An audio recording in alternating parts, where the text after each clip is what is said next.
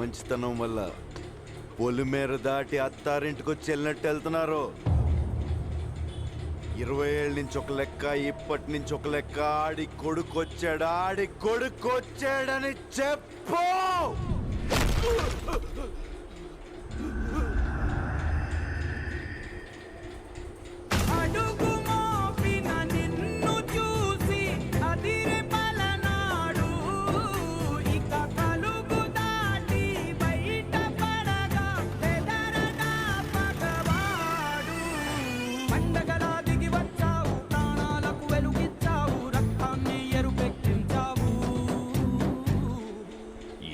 ఏళ్ల నుంచి మీ నాన్న మీదున్న గౌరవంతో తల దించుకొని బతుకుతున్నావు.